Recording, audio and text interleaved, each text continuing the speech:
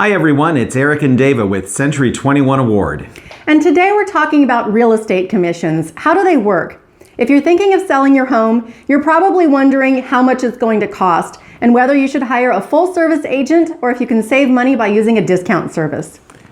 One of the least understood things about selling a home is how a realtor's fees or commission are determined and how these fees are split between the buyer's agent and the seller's agent.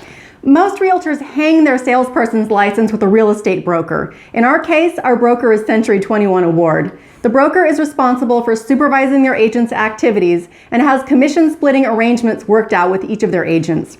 So when someone sells a house, they pay a commission to the broker who is representing them and also to the broker who is representing the buyer. The brokers then split the commissions with the agents who help the buyer and seller. When a realtor and a seller sign a listing agreement to sell a home, that's when the fees for both the selling and buying brokers are determined. It's important to know that real estate commissions aren't set by law and are in most cases negotiable. Most of the time, the buyer's broker's commission is set at 2.5%, and that number is published in the Multiple Listing Service, or MLS.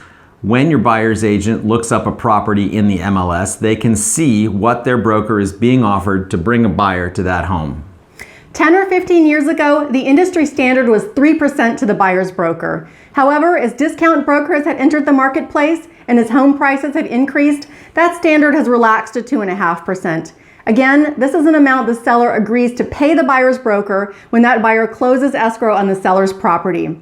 After the sale closes, the broker splits this money with the buyer's agent, according to the arrangement they have in place.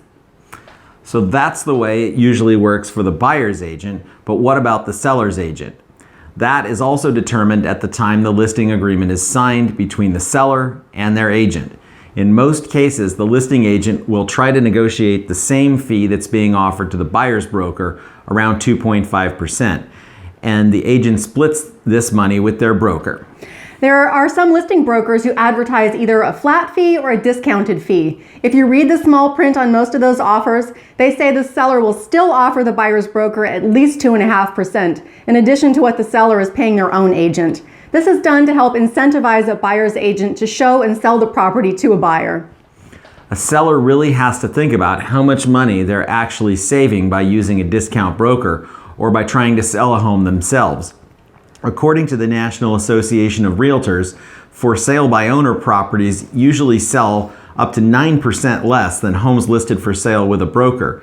You definitely won't save any money by taking 9% less for your home, trying to save 2 or 3% on realtor fees. So you might ask, what about a discount broker? Don't they do the same thing you do, just for less money? The answer to that is no, they don't do the same thing that we do. A discount service will list your home and put you in the MLS. They might help you handle contract negotiations and subsequent repair or appraisal negotiations. However, if they've already negotiated away 2/3 of their commission before you even get an offer, how hard are they likely to work for you?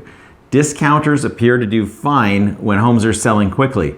But when we get into a market like the one we have today, where we have less overall sales and homes are taking longer to sell, discounters can't spend the time and money to provide the level of service that you're going to need to successfully market and sell your home.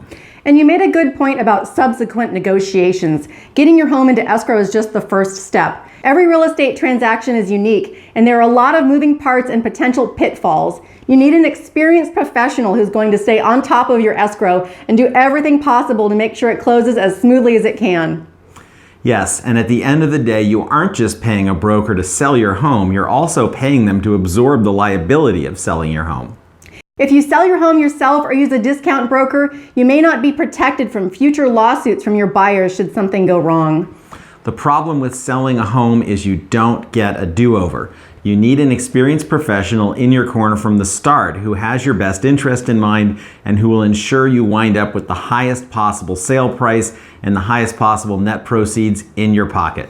And when you're researching an agent to sell your home, look into what you're getting for your money. Do a thorough Google search on prospective agents. How long have they been in business? How are their reviews? And check out some examples of their marketing. Are they using professional photos and great ad copy and leveraging social media?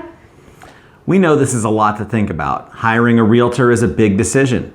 If you'd like more information, send us a message or give us a call. We're always happy to answer any questions you may have.